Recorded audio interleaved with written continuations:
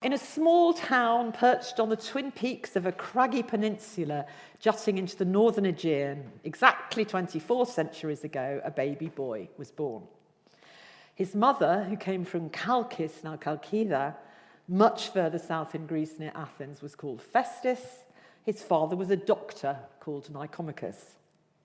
And on the 10th day after the baby's birth, Nicomachus would have invited his relatives and closest friends to the party at which he formally acknowledged the baby as his son and announced his commitment to raising him as a free-born citizen. He'll have performed the customary ritual of running naked around the domestic hearth, cradling the baby to seal this promise. All you dads out there, I bet, didn't do that. And he would have also announced the baby's name, Aristotelis, which we shorten in English to Aristotle. And the Aristo element in the name means best, and the telos ending means bringing to completion or fulfillment. Now, Aristotle was, coincidentally, given a name which anticipated his most revolutionary idea that everything and everyone has a purpose or end, a telos, and a potentiality, a dynamis, dynamite, which they may or may not fulfill, depending on how well they're brought up. Now, Aristotle grew up in Stagira to magnificently realize his own vast potential, which happened to be intellectual. There's scarcely an area of knowledge, whether in material sciences or humanities, which he did not significantly advance. I personally regard him as the greatest intellectual of all time. He was a walking encyclopedia. He wrote scores of treatises on numerous topics. He laid all the foundations of logic and systematic argumentation, but he would have been the first to point out that his potential as a human, which happened to be academic rather than, for example, practical, musical, or political, was provided with everything it needed to mature. He was born into a relatively prosperous family, and it also seems to have been a loving one. He remained close to his sister, commissioned a portrait of his mother from the excellent painter Protogenes to remember her by, and took scrupulous care of his surviving relatives in his will, which we're lucky enough to have. As a physician, Aristotle's father, Nicomachus, would have been able to introduce the boy to the most advanced scientific ideas and methods known to the Greeks. Curiosity about life, living organisms, plants, humans, and other animals was to underlie almost everything Aristotle ever achieved. Now, in the ancient Greek world, medicine was a hereditary profession. Aristotle could have followed in his father's footsteps and was probably expected to. And he remained convinced throughout his life that medicine and philosophy were affiliated. And the concept of human potentiality, whether in physical health or intellectual advancement, could well have been a topic which Nicomachus discussed with his little son as they walked, gathering medicinal plants in the woods which stretched inland into Chalkidiki from Stagira. And perhaps the topic arose when Nicomachus began one of those conversations like, what do you want to do when you grow up? Aristotle's ancestry will also have given him ambition and aspiration through the idea that he had a family reputation to maintain. Nicomachus was one of a long line of doctors, and they actually claim descent from Machaon, one of the Greeks' legendary healers at Troy. He's in the Iliad. And Machaon was the son of Asclepius, no less, the son of Apollo, the god of medicine. And Asclepius had been given special medicinal herbs from Chiron, the original centaur doctor himself. Aristotle's father also wrote 6 books about medicine and on natural philosophy, which will have set an example to his clever son that writing down the results of brain work was a constructive thing to do. And Aristotle certainly immersed himself in the treatises by the 5th century doctor Hippocrates, whom he admired and whom I'm going to talk about next year. Now, Dr. Nicomachus seems to have excelled at his profession. At any rate, he was hired as personal physician by the then king of Macedon, Amyntas III. In ancient Greek, male children passed from the women's quarters to be looked after by their male relatives and tutors around the age of 7. And Aristotle's father may well, I'm sure he did, have taken his son to the dazzling court at Pella when he went to treat members of the royal family. Perhaps they stayed there for days at a time, allowing the quick-witted boy to see at first hand the elegant buildings and recreational activities of the rich and powerful Macedonians. And in later life, Aristotle remained deeply loyal to that little free hometown of Stagira. In 348, the then king of Macedon, the terrifying Philip II, conquered it and destroyed some of its buildings. And Philip enslaved all the surviving inhabitants. But he relented when Aristotle begged him to rebuild it and restore the citizens' freedom. And Stagira today is a beautiful archaeological site. Please go to Thessaloniki and take the bus to Stagira. It's off the beaten track. There's hardly any tourists there. And in Aristotle's childhood, it was surrounded by a high, thick fortification wall, cunningly built and with marble. And it's very little surprise that architecture and construction work are two of his favourite images in his philosophy. You can see the marble colonnade where the Stagirites, including Aristotle's father, gathered for debate. There's a complex of shops where we can imagine the young Aristotle watching the merchants engaged in debate. And you can even see the marble lintel of the gate he'll have entered the town by. And it's got a boar on it, B-O-A-R, which was the symbol of Stagira on its coins. There's lots of fragments of pottery on display at the Polygyrus Museum, showing exactly the kind of objects he would have handled as a boy, and pottery is also a very important image in his philosophy. But he grew up to be a naturalist as well as a philosopher. His childhood environment provided all the stimuli he needed to grow up to fulfill his potential. In his philosophy, he remembers, for example, the cows of Tirone in Chalkidiki. He remembers the boars of Mount Athos as bigger and bolder than those near the sea because they're not lowland, and remembers many other things about the beautiful place in northern Greece where he grew up. But unfortunately, his childhood was disrupted when both his mother and father died when he was about 13. We don't know exactly what happened to him, but he was certainly too young to exert much influence over his fate. The mid-teens of this incredibly intellectual son of the prematurely deceased physician, Nicomachus, was spent watching adults whom he probably didn't fully trust make executive decisions about his future. And this was against a dangerous backdrop of ever-increasing military strife in the Greek-speaking world. And I think it's to those years that we can trace his profound interest in ethics, how people make decisions to act or not to act, how to behave in politics. His thinking about ethics evolved and grew ever more sophisticated and nuanced over the course of his eventful life. But it's useful, I think, to convey a sense of the ethical quagmire which he witnessed and survived in his teens. He's an inspiring example of someone who succeeded in behaving ethically in a time and a place where standards of moral conduct were shockingly low. He turned the problem into an opportunity and actually spent most of his life refining his views on human behavior and arguing that actually virtue, trying to be a good person, is what will make you happy. Now, a man named Proxenus welcomed this brilliant orphan into his family and took charge of his education. Adoptive dads, great. Proxenus was married to Aristotle's older sister, and he was a citizen of Athens, one of several important Greek cities in northwest Asia Minor, just opposite the island of Lesbos. But all eyes politically at this time were on the rising kingdom of Macedon. In 370, when Aristotle was 14, the death of King Amyntas brought huge instability to the region. He must have been struck by the ease with which Amyntas's relatively calm autocracy turned into a murderous cesspool of infighting.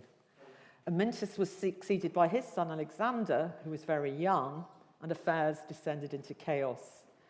The boy, King Alexander, was assassinated by order of a scheming aristocrat named Ptolemy, who was having an affair with his Amyntas's widow, and Ptolemy was then appointed regent. This is par for the course in Macedon.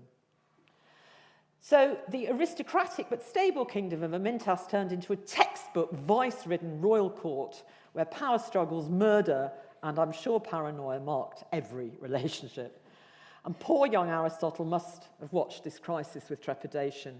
With the murderous regent Ptolemy in power, he must have been incredibly relieved to go to relatively peaceful Athens and enroll in Plato's academy at 17.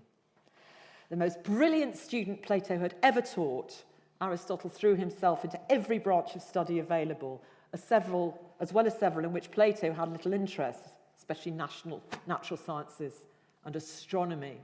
Aristotle was the first person we know of in history to have noticed that the moon must be closer than the planet Mars, which he called Aries, because in 357, while at Plato's academy, he saw the moon move in front of the planet Mars, and he wrote it down. This is also reason to think he had excellent eyesight. Athens was a colourful, bustling hive of activity, and he loved it. He'll have had more access to than ever before was theatre, poetry, musical entertainment.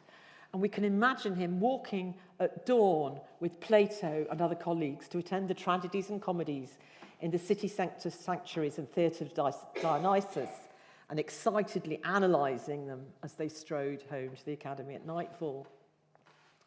But after 2 apparently very happy decades in democratic Athens, studying as a bachelor member of the academy, soon promoted, I think, to sort of fellow teacher, in 348 he faced a crisis. His teacher Plato died in his 82nd year, and although Aristotle was way Plato's most stellar student, he was not named Plato's successor. The academy was placed in charge of the dull philosopher Speusippus. Anybody ever heard of Speusippus? And Aristotle often criticizes Speusippus's ideas, which anticipated those of the Epicureans. Speusippus believed, for example, that pleasure was the highest good, a proposal that Aristotle thought preposterous, and that the ideal life was free from disturbance of any kind, including getting involved in politics. But he had 2 major advantages on the career ladder over Aristotle. He was Plato's nephew, and he was Athenian. A major political event that same year added to Aristotle's sense that he no longer belonged in Athens. Philip of Macedon, the dreaded one-eyed tyrant, after years of flexing his muscles across northern Greece, set his sights on absorbing into his growing empire the city of Olynthos, which Athens was supporting, which was very near Stagira. Anyone from that part of Greece, especially a man whose father had worked in the Macedonian court, would have felt very vulnerable. There were even rumours that he'd been involved with the conspiracy to betray Olynthos to Philip, which I don't believe for a word. We don't know how far he felt spurned by the Academy's preference for the mediocre Speusippus. I can imagine he was not pleased. Perhaps his own intellectual differences were so apparent, though, that he could never have been chosen. But he must have recognised that a light had gone out of the world. He adored Plato, and he must have felt disappointment and envy. He knew it was time to move on. This is where things get very exciting. The friendship of a fellow student in Athens came to centre place. Man helped him, Hermias, the ruler of a kingdom based again in northwest Asia Minor, Atana or Atanius and Assos. Again, if you can get there, please do. It is the most stunning sight. That is Lesbos, the island. This is the corner of Turkey just opposite. It has a Doric 6th century temple of Athena, which will have reminded Aristotle of the Parthenon. And it's in far better nick than most Greek sites because it's in Turkey. It's now a very tragic place. A lot of people have tried to swim that particular route, and it's full of all kinds of military vessels. But Aristotle loved it there. He accepted Hermias' invitation. He sealed the friendship by marrying Hermias' daughter or niece Pythias, who sadly died soon after. Hermias was fascinated by philosophy. Those were the days when tyrants were actually admiring of intellectual work. He was later described by Theophrastus, another close friend of Aristotle, as the ideal student. And he actually invited Aristotle because he thought Aristotle could help him be a good ruler. When he was nearly 40, Aristotle sailed across from Hermias' kingdom on the Anatolian mainland to Lesbos. He went there almost certainly on the invitation of Theophrastus, his younger colleague, who was a native of Erissos on Lesbos. And there is on Lesbos an exceptional diversity of natural habitats, supporting an enormous range of plants and animals. More than 1,400 types of flora, including wonderful orchids, species of rhododendron found nowhere else on Earth.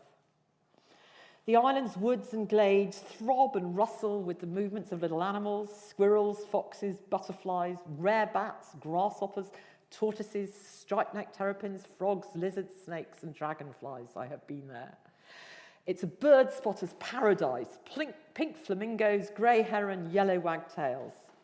And cutting deep into the long southern coast, you can even see it on the map, is the bay and lagoon of Pyrrha, now called Lake Kaloni, where porpoises, seals, and an extraordinary variety of fish, crustacea, and cephalopods, cuttle of fish, squid, and octopus, all have their home in the dark blue waters and taste delicious in the local restaurants.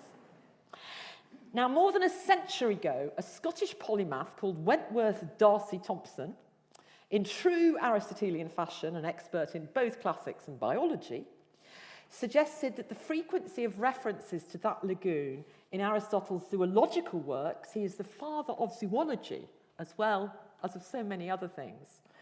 This must mean that he conducted a great deal of research into marine life there.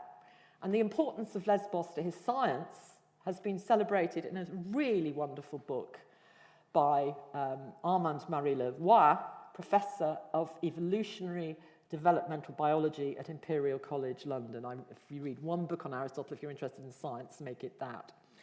I love this picture, which is from a 19th century book on Aristotle as a natural scientist, walking with Theophrastus on Lesbos. I have to say, however, that I saw no giraffes, lions, or elephants, sadly, on Lesbos.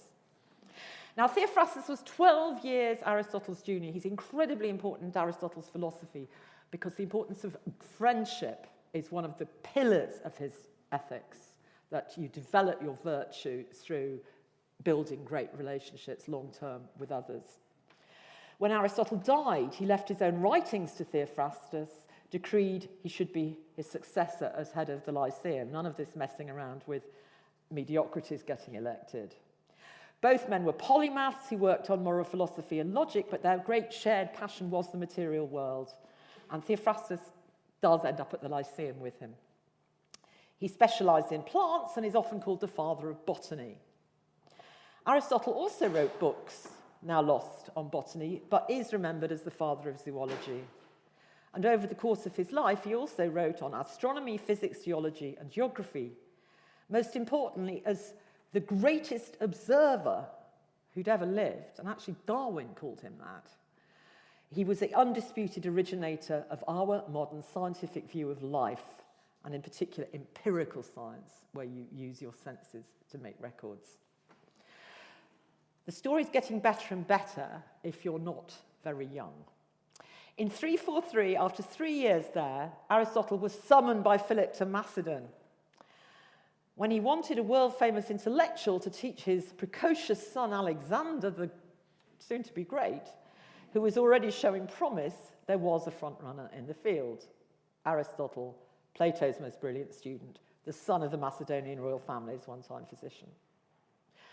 According to one source, Plutarch, Philip had a special school built for Aristotle at a sanctuary of the nymphs at Mieza, which is a beautiful, beautiful site about 17 kilometers from Pella, another wonderful place to visit on your tour of Aristotle's habitats.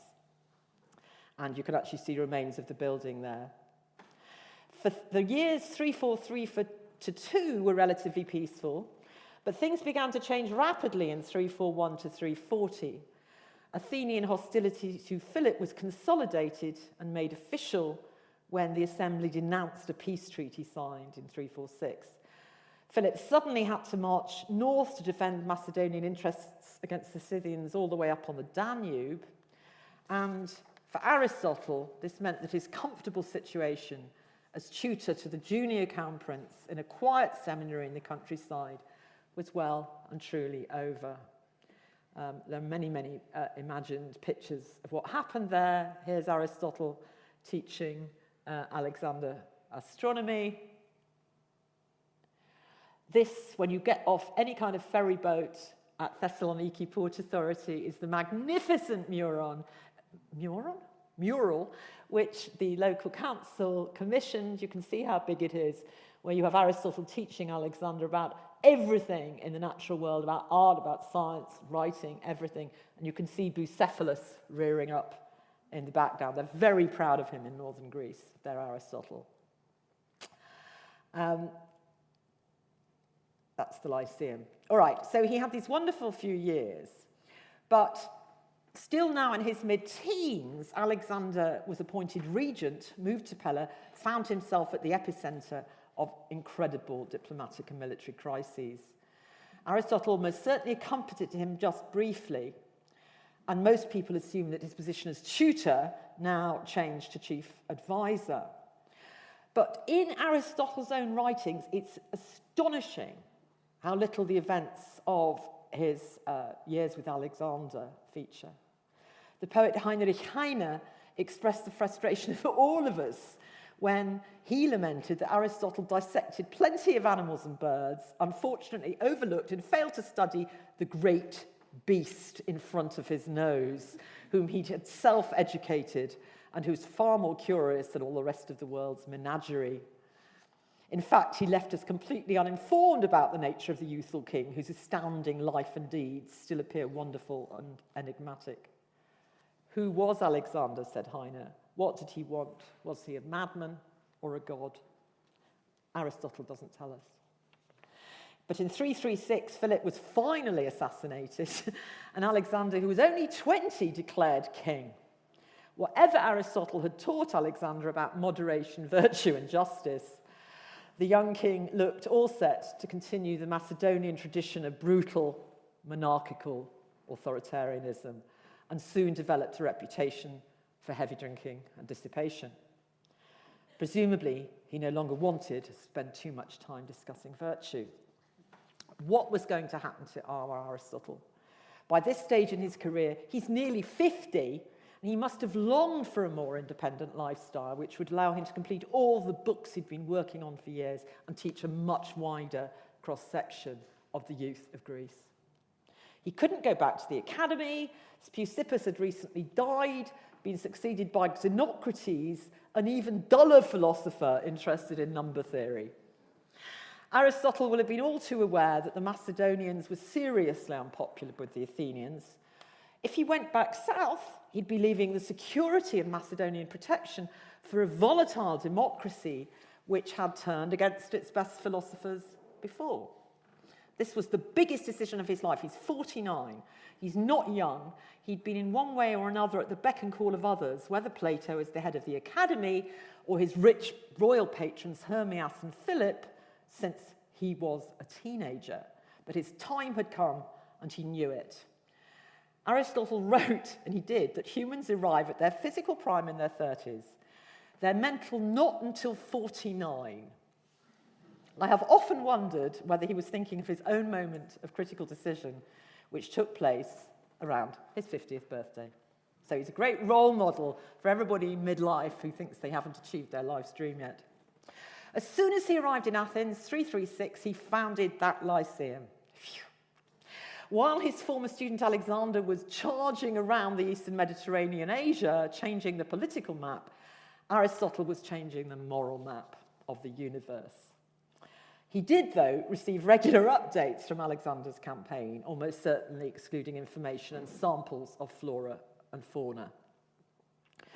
Now, from the external point of view, the Lyceum, like the Academy, and what we know about the Cynic school at Kynosarges, it would have been associated with an ancient religious site and function. Parts of the Lyceum were densely wooded, irrigated by channels dug from the Elissus and Eridanus rivers to keep the area verdant and lush. And Theophrastus observes in his wonderful horticultural book on plants that one enormous plane tree in particular sent out roots a distance of 33 cubits, and no doubt they all sat under that great plane tree to talk. The philosophers who assembled at the Lyceum would have seemed to the outside world to be carrying on work similar to bands of priests who attended the divinities traditionally worshipped in these sanctuaries. At Plato's Academy, the original deity had been Athena, the goddess of wisdom, but at the Lyceum, it was Apollo, god of the lyre, prophecy, archery, and medicine, in his particular form as Apollo Lucios, Lycian Apollo, Lyceum Apollo. So now you know that every lycée in France actually means wolfy place. This meant that both Apollo in his prehistoric form as a wolf and Apollo from Lycia, an area of southwest Anatolia, from which his worship arrived amongst the Greeks, were associated. No more suitable divine patron could have been chosen for an institution dedicated to all branches of learning, from the cerebral god of poetry, medical science, and omniscience, which makes him the source of the truest prophecies. But Apollo was also very intimately associated with the 9 muses, who were in turn tied to the poetry, which contained all the wisdom of the Greeks before they invented philosophy. Libraries in the ancient world took the form of a museon, or temple of the muses. For example, the famous library at Alexandria. It's where we get the word museum from, but it meant something different. The Lyceum contained a cult of Hermes, god of communication, in its grounds, and a shrine to the muses that housed forever a portrait bust of Aristotle. In his meteorology, he also shows he was very used to studying maps and globes and geographical works, and he had a special stoa in the grounds just to display all these maps of the world. Now, this Lyceum area had long been significant in Athenian civic life. This is the reason he chose it. It was the only substantial gymnasium, athletics training ground, we hear of in Athens in the classical period. It was probably founded as such by Pisistratus, the tyrant who set up the drama competitions in the 6th century, or by Pericles, the great statesman who authorized the building of the Parthenon. But the head of the Athenian army kept his office there, and the wide, flat spaces by the river were used for military exercises and marshalling troops. It was also the place where the Athenian Democratic Assembly met until those gatherings were moved to the Pnyx Hill in the 5th century. So it has a long importance as a political centre. Aristotle tells himself a story of how a poor beggar went to the Lyceum in the hope that a friendly citizen would give him a mat to sleep on there, and they did. It was a place that even poor vagrants could expect to be treated well. Philosophers had gathered there long before Aristotle. Socrates held meetings there. Plato's dialogue, the Euthydemus, actually takes place at the Lyceum in the presence of a large crowd. Socrates, Coevals, Prodicus, and Protagoras all used the Lyceum for debate and teaching in the last third of the 5th century. Rhapsodes, those expert harp-playing reciters who specialized in performing Homeric epics, gave their lessons in the Lyceum, as did Isocrates, the famous professor of rhetoric. But from the moment when Aristotle rented a few rooms there and founded his own institution, presumably with money, he wasn't from a wealthy family, he must have saved that in Macedon. The name of the Lyceum has always been inseparable from Aristotle's, and we happen to know that there was a rebuilding there during his residency. An honorary decree for the Athenian statesman Lycurgus states that the building was repaired. All the buildings were repaired in the right decade. The Lyceum had its own gardens, where Aristotle's friend Theophrastus created a collection of really interesting plants. and the grounds were large enough for the peripatetic, walking around philosophers to stride as they talked, and also to accommodate the ordinary people who gathered there in the afternoons to hear the celebrated philosophers' popular lectures. Images of Lyceum life I have collected include an advert for tomato paste with Aristotle and Theophrastus discussing a tomato plant. Unfortunately, tomatoes did not arrive for quite a long time after that, but it's a nice idea. And some of you may remember a magnificent magazine for children called Look and Learn. This is the picture of life in the Lyceum that made me decide to become a classicist in about 1970. Okay. I wanted to be there. I didn't even notice there weren't any women. Just who cares, all right?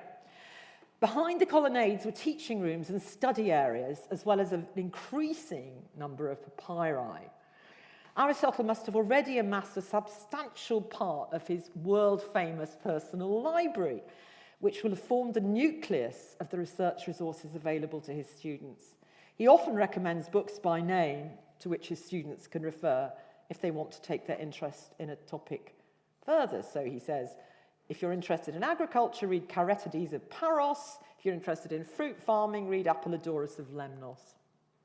His library was also destined to become the main inspiration behind the great library which the first Macedonian king of Egypt, Ptolemy I, founded at Alexandria with a Lyceum alumnus, Demetrius the Phalerean, as his consultant. Aristotle had always said to be an avid reader. He accumulated a huge collection of rolls. He bought all of Boring Speusippus's collection when he died. In his own work, The Topics, Aristotle explicitly writes that it's essential to read all relevant written previous sources, compile notes, assemble previous opinions, in order to be able to state and, if necessary, refute them. This is academic practice being established, that you have to read and collate all previous opinions before you can define your own position.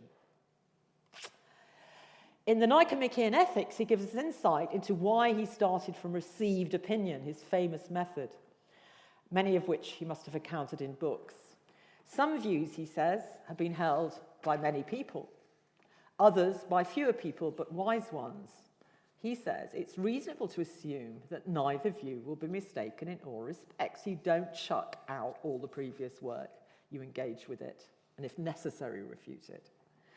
Now, the very idea of the universal library, the community of full-time scholars cooperating on transdisciplinary research projects, this idea which came to such magnificent fruition at Alexandria and has subsequently been imitated in thousands of colleges and learned institutions the world over, including, of course, Gresham. All of this can be traced to Aristotle's visionary Lyceum.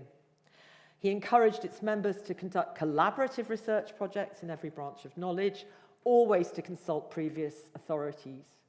Several important works by his sort of PhD students have survived, revealing how painstakingly these methods were absorbed and applied to a vast range of topics, from music, mechanics, and diving technology to psychology and aesthetics.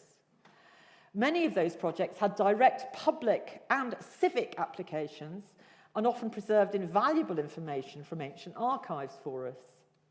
So the Constitution of Athens, for example, researched and written by a peripatetic, not Aristotle, but clearly one of his people, had using methods very similar to Aristotle's comparative discussion of constitution in the Politics, was found on a papyrus in the late 19th century, and it transformed our understanding of the workings of the Athenian Council and Democratic Assembly. It's in the British Library. I'm very delighted that it was actually part of it was used as the cover for my Aristotle's Way. That particular, you can see the bit with the big tooth mark in it, was chosen by the American publishers for the cover. The text was written under his supervision, I think. In fact, his students wrote no fewer than 170 histories of individual city-states. He put history, as well as constitutional theory and local history, on an unprecedentedly rigorous scientific level. Now, his achievement in finally separating himself from Macedonian patronage, becoming his own man and running his own show, is all the more impressive because he was not young when he got there. His determination to realise his potential is an example to everyone whose dreams have been frustrated early in life. Although he'd of course been reading, investigating, thinking, theorising and debating since his teens, most scholars think it was only in these golden 12 years of his mature life as the head of the Lyceum that he actually published the treatises which survive, in addition to all the others, at least 130, that sadly don't. Now, this prolific output was facilitated by his sudden ability to devote himself full-time to intellectual labour of his choice. He did not have to run around chasing Macedonian adolescents. He found personal happiness, too, after years of widowhood, with a woman named Herpilis from his old hometown of Stagira. Now, he didn't marry her, which suggests she may have been a slave or of non-citizen class, but he made extraordinarily generous provision for her in his will. He actually wrote, "Because she has been good to me," which brings a tear to my eye. And he fathered her son Nicomachus, to whom he addressed and dedicated his great Nicomachean Ethics. I think Aristotle was repelled by the exhausting struggle going on in the court at Pella between Alexander's mother, Olympias, and the man who acted as regent for Alexander during his extended absences, Antipater. I think Aristotle must have been greatly relieved to be far away from the murderous infighting, emotional dramas, paranoia, sex, superstition, bizarre mystery cults, which characterized Macedonian life in the palace. But the man in charge of Athens, on the other hand, was now Lycurgus, a wise and respected elderly statesman who deeply respected Aristotle. Although he was one of the influential Athenians who'd opposed the Macedonian conquest, Lycurgus maintained the peace, imposing laws strictly, and protected Aristotle because he was also a former pupil of Plato, right? So the philosophers stuck together and tried to ignore all the politics. Now, in order to write and supervise the flood of books which issued from the Lyceum, Aristotle needed to call on his considerable skill in putting words and arguments together in cogent prose. The art or science, since the Greek word techne is translated by both English words, of rhetoric, it produced one of his greatest books, The Rhetoric, entails persuading people through speech and language. It's a power which he says bestows on any possessor a huge capacity to persuade people to agree with you, or at least to consider your arguments as set out in the most persuasive and lucid manner. In the first chapter of his famous treatise, which is still read as an instruction manual both by politicians, speechwriters, and by students on essay writing courses in American liberal arts colleges, he uses his favourite word, dunamis, to define rhetoric, power, potential. It gives the individuals who acquire it potency in their lives. And in fact, Lycurgus, the peace-loving ruler, was himself an outstanding orator. After Aristotle's death, Theophrastus became head of the Lyceum, added to its buildings and land. From then until 86 BCE, the school flourished as a prestigious university for young men between 18 and 21 who came from all over the Mediterranean and Black Sea worlds. It was run by a long succession of philosophers, but the Roman general Sulla, when he sacked Athens in 86, ruined the Lyceum complex, even chopped down those beautiful trees. The Lyceum did recover eventually, and the philosophy-loving emperor Marcus Aurelius reappointed teachers to it in the 2nd century CE. The Aristotelian school mainly flourished for the next 3 centuries, though, away from Athens in other centres of intellectual activity. And if there was still a functioning Lyceum in Athens in 529, it would have been closed down by the Christian emperor Justinian. But what happened to Aristotle after he founded the Lyceum? In 323, Alexander, king of Macedonia, and now much of the known world, died in Babylon more than 1,000 miles away from Athens. Rumours abounded that he'd been murdered by one or more of his ambitious generals. I'm sure he was. These rumours will have reached Aristotle. The death of his former student will have shaken him profoundly. It may have made it much easier also for his enemies to persecute him without reprisals. And it was his beliefs in regard to the gods which came into focus now. Aristotle was no atheist, but he did think that God took no interest in human affairs. He was the unmoved mover who you have to work out your own ethics. You will not get punished by an extraterrestrial force. Aristotle was committed to explaining the world as he and other humans apprehend it scientifically without recourse to any theological, mystical, or supernatural explanations. This made him particularly vulnerable to prosecution on religious grounds. When Alexander died, Aristotle's enemies seized their opportunity. Although he wasn't even himself a Macedonian, he'd long been identified with Macedonian North Greek supremacy. When the Athenians heard about the premature death of Alexander, those who'd never accepted Macedonian interference in their affairs saw their opportunity to rebel. Hostilities were increased by hunger.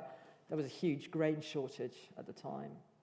There was a fiery debate in the Democratic Assembly with the poorer citizens urging rebellion against Macedonian rule. It was decided to go to war. And this must have alarmed Aristotle. He and his family were in serious danger in Athens.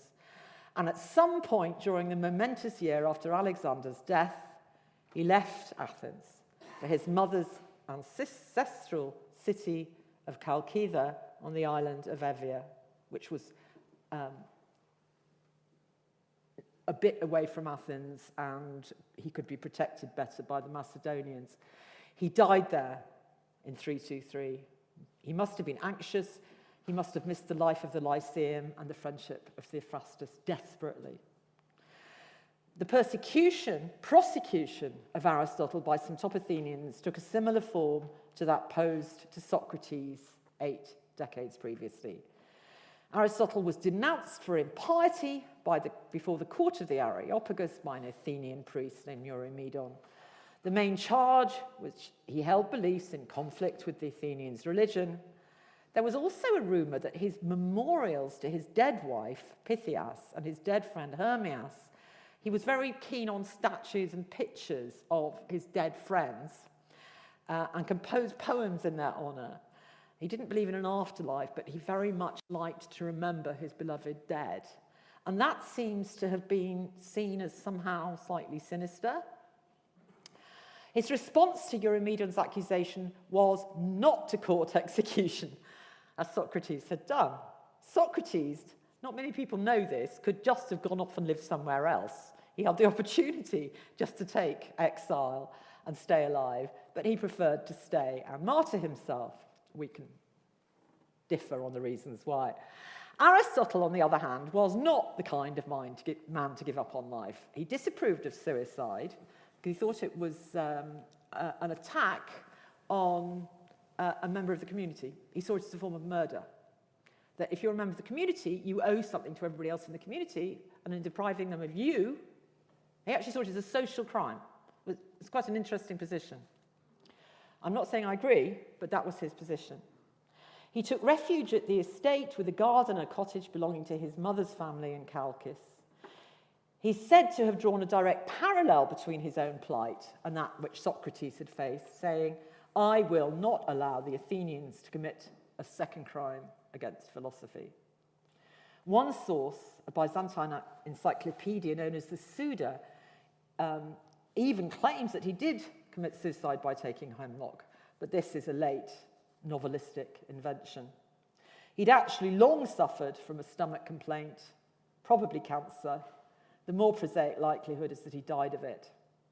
The stress of his Euboean exile and isolation from the Lyceum friends may have exacerbated a pre-existing medical condition. And one moving fragment, which he wrote towards his end of his life as he was dying in Chalkida, says that he enjoys the old myths and stories increasingly the older and more isolated I become. On the other hand, Chalcis was and still is a healthful, breezy seaside town, which the philosopher would have been fond. It was his mother's hometown, and he'd probably visited many times. It's cheering to think, in his last illness, he would have taken his last walks along the long, sunny promenade, perhaps with Herpyllis and his two children, Nicomachus by her and Pythias by his first wife, to discuss how best to face the prospect of death and their future without him. But the death tradition, with most resonance in cultural history, actually claims that he committed suicide, that he did commit suicide, either by taking poison or leaping into the waves of these very narrow straits at Euripus between Euboea and the Greek mainland to drown himself. The suicide, which is apocryphal, was allegedly motivated by frustration that he couldn't scientifically understand the violent tides there. There are tides. They reverse violently in direction every 6 hours, and they cause spectacular churning and eddying directly beneath that bridge that is now there, connecting the island to Boeotia around Thebes. Now, this tidal phenomenon is bizarre. I've seen it. It was partially solved in an article published by a Greek astronomer named Dimitrios Aeginetis in 1929, but it's still not fully understood. And I went to see people in the Greek Navy to talk about it. But Aristotle's suicide never happened. It was an invention of his early Christian detractors. He posed a huge problem to the early Christians, who recognized his intellectual importance and tried to convert him into a Christian, as opposed to a material scientist. And they fabricated a deathbed conversion that at the last minute he said, since I cannot understand the Euripus, let the Euripus take me. I now believe there must be a God who intervenes in human life. This is a tradition invented by the early Christians several hundred years after his death. Actually, similar rumours exist about most famous atheists and agnostics, including Darwin, Bertrand Russell, and even Christopher Hitchens. Now, the place of his burial is not known. Some said his remains were claimed by the Stagirites, were interned near that craggy northern Greek hometown. From time to time, Greek archaeologists claim a tomb they've excavated near the Stagira marketplace was originally Aristotle's. This happens every 2 years. Some Greek archaeologist makes a quick buck by claiming he's found Aristotle's tomb. The medieval travelogue of Sir John Mandeville, first published in 1499, states that he had seen a tomb and a Christianized hero cult in Stagira. 1499. In this country was Aristotle born, in a city that men Clepi Stagira, a little from the city of Thrace. At Stagira lieth Aristotle, there is an altar upon his tomb. There men make great feasts for him every year, as if he were a saint. And at his altar they holden their great councils and their assemblies. And they hope that through inspiration of God and him, they will have better wisdom and counsel. The Anglo-American archaeologist Sir Charles Waldstein, on the other hand, claimed in the early 1890s to have excavated the tomb of Aristotle, complete with his personal writing stylus and a portrait statuette in Chalkitha. Now, I'm not convinced by either claim. What I recommend, and I prefer to do, is celebrate this great philosopher in that place where he lived while he accomplished his great life's work, which is at the site of the Athenian Lyceum. Thank you very much.